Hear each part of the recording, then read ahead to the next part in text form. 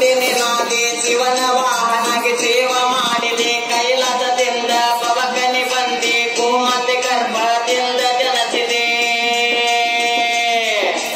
ಆಕಳ ಹಾಲ ಕುಡಿದ ನೀನು ಬೆಳತಿ ರೈತನ ಬಾಳಿಗೆ ನೀ ಆತರಾದೆ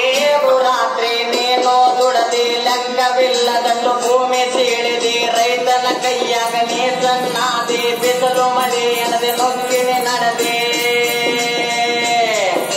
ಮಾನವ ಕುಲಕೆಲ ಅನ್ನ ಹಾಕಿದೆ ಹುಲ್ಲಿಗಾಗಿ ಚೆಲ್ಲನೊಂದೇ